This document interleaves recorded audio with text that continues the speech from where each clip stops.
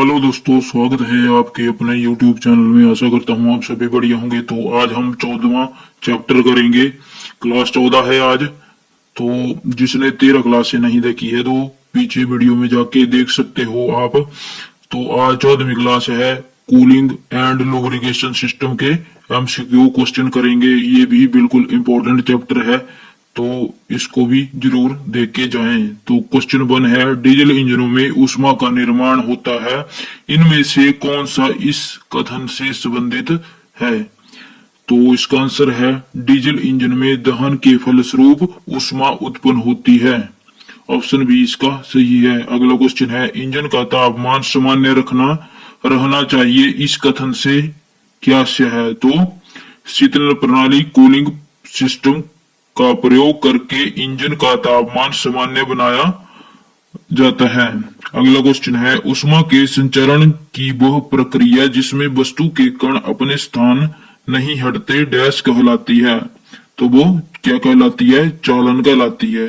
अगला है, लंबवत बल तथा क्षेत्रफल के अनुपात को क्या कहते हैं? तो उसको कहते हैं दाब।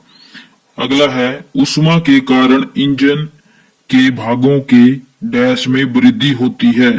क्षेत्रफल, आयतन, तापमान, ये सभी। ऑप्शन डी इसका सही है। अगला क्वेश्चन है कि वायु शीतलन प्रणाली एयर कूलिंग सिस्टम की कार्य कुशलता निर्भर करती है। एयर की मात्रा पर, प्रणाली में प्रयुक्त पंखों की सतह के क्षेत्रफल पर, वायु के वेग पर, उपरोक्त सभी। ऑप्शन डी इसका सही है। अगला क्वेश्चन है कि चित्र में दिखाए गए किस प्रकार के कूलिंग सिस्टम प्रदर्शित की गई है? तो ये किस प्रकार की कूलिंग सिस्टम है? तो ये प्रत्यक्ष कूलिंग सिस्टम है, एयर कूलिंग सिस्टम। नेक्स्ट है कि थर्मोसाइफन प्रणाली है। तो थर्मोसाइफन प्रणाली क्या है? वाटर कूलिंग सिस्टम, जल शीतलक प्रणाली। अगला है, जल शीतलक प्रणाली में पानी को किस प्रकार की व्यवस्था से ठंडा रखा जाता है? तो किस प्रकार से रखा जाता है? रेडिएटर से। अगला क्वेश्चन है, जल शीतल प्रणाली वाटर कूलिंग सिस्टम में सिलेंडरों के चारों तरफ बने होते हैं। तो क्या बने होते हैं? Water jacket. और एयर कूलिंग सिस्टम में फिन्स बने होते हैं। अगला क्वेश्चन है, कूलिंग शीतलक की फोर्स्ड जल शीतलक प्रणाली में तांबे की नालियां किससे ठंडी होती है? तो इसका आंसर करना आपने बी, हवा से होती है। अगला क्वेश्चन है, चित्र में दिए गए किस प्रकार की कूलिंग प्रणाली का प्रयोग किया गया है? तो ये है थर्मोसाइफन प्रणाली। अगला क्वेश्चन है, डीजल इंजन की जल शीतलन प्रणाली में वायुमंडल वायु प्रवेश करने के लक्षण क्या हैं? तो इसका आंसर है ऑप्शन नंबर डी, शीतलक हरा हो जाता है। अगला क्वेश्चन है कि किस प्रकार की रेडिएटर कोर में पानी ट्यूब में से पास होता है? तो ट्यूबुलर कोर में। अगला क्वेश्चन है, रेडिएटर कोर बना होता है। तो रेडिएटर कोर होता है वो ब्रास का बना होता है। अगला है कि थर्मोस्टेट वाल्व को पानी के कहाँ लगाया जाता है? निकास मार्ग पर लगाया जाता है। अगला क्वेश्चन है, थर्मोस्टेट वाल्व लगभग डैश पर खुल जाना चाहिए? तो 80 डिग्री सेल्सियस पर खुल जाना चाहिए। अगला है, थर्मोस्टेट का उद्देश्य इंजन को डैश रखना होता है? तो थर्मोस्टेट का उद्देश्य होता है कि इंजन को निश्चित तापमान पर रखना होता है। अगला क्वेश्चन है, यदि थर्मोस्टेट वाल्व खुली पोजीशन में रह जाए तो क्या होगा? अब ये क्वेश्चन क्या है कि किसी बुक पे इंजन को स्टार्ट करना मुश्किल होगा और किसी बुक पे लिखा है इसका आंसर इंजन धीरे धीरे गर्म होगा। तो आप कमेंट करके बताना कि इसका आंसर सही क्या है। अगला क्वेश्चन है, यदि थर्मोस्टेट वाल्व बंद पोजीशन में रह जाए तो क्या हो सकता है? तो इसका आंसर है इंजन ओवरहीट हो जाएगा। क्वेश्चन नंबर 21 है, इंजन शीतलन प्रणाली में कौन सा भाग पीवीसी पदार्थ है? तो इसमें से होज इंपॉर्टेंट है क्वेश्चन। अगला है, इंजन शीतलन प्रणाली में वाटर पंप पानी को इंजन ब्लॉक तक डैश के द्वारा पंप करता है। तो इसका आंसर सेंट्रीफ्यूगल फोर्स होगा। आप इसको कमेंट करके बताना है। अगला क्वेश्चन है कि रेडिएटर सामान्यतः किस पदार्थ के बने होते हैं? तो रेडिएटर तांबा व पीतल के बने होते हैं। अगला है कि इंजन शीतल प्रणाली में रेडिएटर प्रेशर कैप का सिद्धांत क्या है? तो जल का क्वथनांक बढ़ना। अगला है, कूलिंग प्रणाली में शीतलन का बॉइलिंग पॉइंट बढ़ जाता है, निम्न में से किसके द्वारा बॉइलिंग पॉइंट को बढ़ाना संभव होता है? तो किसके कारण होता है? Water jacket, vacuum valve, pressure radiator cap, radiator core. तो आंसर है इसका सी, प्रेशर रेडिएटर कैप। अगला क्वेश्चन है, दाब युक्त शीतलन प्रणाली में किस प्रकार का रेडिएटर ढक्कन प्रयोग करते हैं? तो दाब पूर्ण रेडिएटर ढक्कन जो शीतलक के उबाल को रोके। ऑप्शन सी इसका सही है। अगला है, एक रेडिएटर में जल संचरण किस प्रकार से होता है? तो उच्च टैंक से निम्न टैंक की ओर, ऊपर से नीचे की ओर होता है। अगला है, कई कारणों से इंजन ओवरहीट हो सकता है, निम्न में से इन कई कारणों में से एक कारण कौन सा है?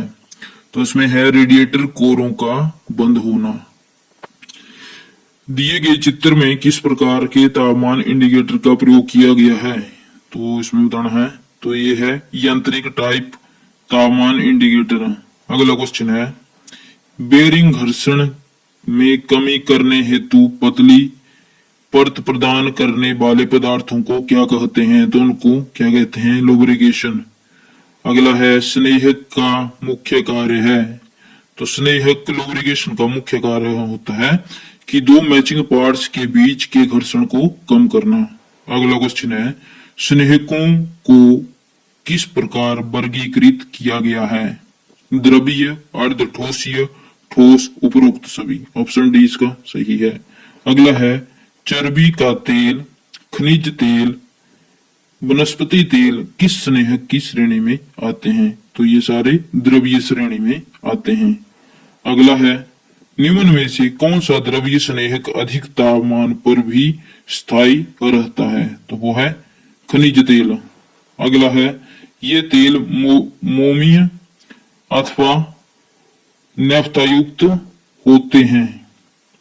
यह कथन निम्न में से किस स्नेहक के रूप में प्रयुक्त तेल से संबंधित है? तो ये है खनिज तेल। अगला है, 36वां क्वेश्चन है कि खनिज तेल कौन से होते हैं? तो ये मोबिल ऑयल होते हैं। अगला क्वेश्चन है, द्रव्य स्नेहक के रूप में प्रयुक्त खनिज तेल का उदाहरण निम्न में से कौन सा है? तो circulating oil, gear oil, spindle oil, ये सभी। ऑप्शन डी इसका सही है। अगला है, निम्न में से किस कारण ऑर्गेनिक तेल सफलतापूर्वक अपने घटकों में विच्छेदित हो जाते हैं? तो आंसर है इसका बी, उष्मा। अगला है, वो बिंदु जिस पर तेल वाष्पीकृत होता है वो क्या कहलाता है? तो वो फ्लैश पॉइंट कहलाता है। अगला है, अच्छी श्रेणी के स्नेहक तेल के ज्वलन बिंदु का मान कितना होता है? तो 150 डिग्री सेल्सियस होता है। अगला है, स्नेहक तेल उदासीकरण की संख्या का मान कितना होता है? तो होता है 0.01 से कम। अगला है, किस तरल पदार्थ के प्रभावित होने के गुण के विरोध को क्या कहते हैं? तो उसको कहते हैं विस्कोसिटी। अगला क्वेश्चन है, चित्र में दिखाए गए औजार क्या है ये? तो स्नेहक, शीतलक, ये भी दोनों, इनमें से कोई नहीं। तो इसका सही आंसर है स्नेहक। अगला है, नीचे चित्र में प्रभावित लुब्रिकेट को किस नाम से जाना जाता है? तो इसको जाना जाता है ऑयल कप के नाम से। अगला है 45, खुरदरी सतहों के बीच स्नेह का प्रयोग किया जाता है। तो क्यों किया जाता है? घर्षण को कम करने के लिए। अगला है निम्न चित्र की पहचान कीजिए। तो ये किस प्रकार का चित्र है? तो ये ड्रॉप फीड लुब्रिकेटर। अगला है स्नेह की इस विधि में लुब्रिकेटर द्वारा स्नेह के दबाव देकर स्पर्शीय सतहों के बीच या बेरिंग के अंदर प्रविष्टि कराया जाता है। उपरोक्त कथन में से स्नेह की किस विधि की ओर संकेत किया गया है? तो ये बल द्वारा स्नेह का। अगला है वाल पंप का क्या कार्य है? तो वाल पंप का कार्य होता है दबाव के साथ वाल को भेजना। अगला है नीचे दिए गए चित्र में किस प्रकार का वाल पंप दर्शाया गया है? तो जो चित्र में दिखा रहे हैं ये है बेन टाइप वाल पंप। अगला क्वेश्चन है लुब्रिकेटिंग वाल पंपों को प्राय डैश के द्वारा चलाया जाता है। तो किसके द्वारा चलाया जाता है? केम सॉफ्ट के द्वारा। अगला है नीचे दिए गए वाल पंप में एक्स को प्रदर्शित करता है। तो एक्स किसको प्रदर्शित करता है? पंप हाउसिंग को। जो एक्स के द्वारा दर्शाया है ये है बाहर की हाउसिंग। अगला है केम सॉफ्टवेयर बने स्पाइरल गियर द्वारा कौन सा वाल पंप चलाया जाता है? तो केम सॉफ्टवेयर बने स्पाइरल के द्वारा गियर टाइप पंप को चलाया जाता है। अगला है नीचे दिए गए चित्र में किस प्रकार की स्नेहक प्रणाली को दर्शाया गया है? तो ये जो चित्र में दिखा रहे हैं किस प्रकार की है? तो ये है स्प्लैश लुब्रिकेशन सिस्टम। अगला क्वेश्चन है चित्र में किस स्नेहक प्रणाली को दर्शाया गया है?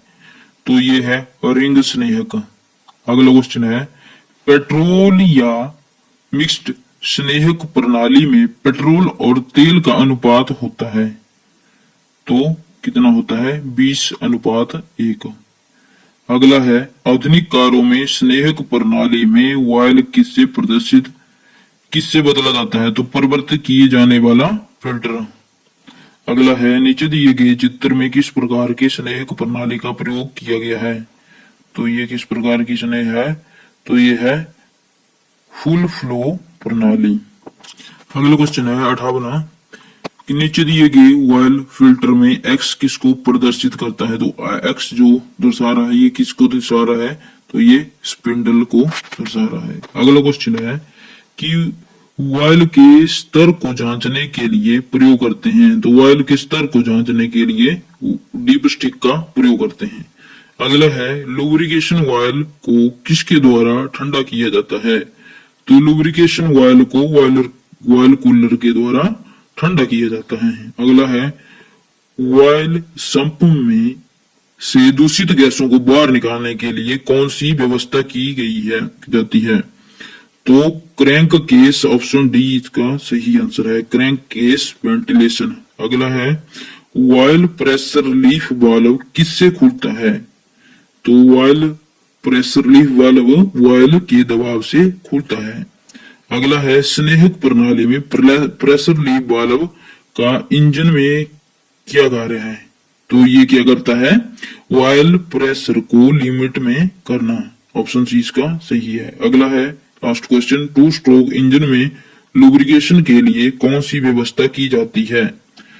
तो टू स्ट्रोक में लुब्रिकेशन के लिए पेट्रोल से मोबिल वाल्व मिलाकर व्यवस्था की जाती है। तो ये थे 64 क्वेश्चन जो कि हमारे लुब्रिकेशन और कूलिंग सिस्टम के थे। तो आशा करता हूँ आपको वीडियो पसंद आई होगी। अगर वीडियो पसंद आई है तो लाइक करें, चैनल पर नए हैं चैनल को सब्सक्राइब कर लें। धन्यवाद।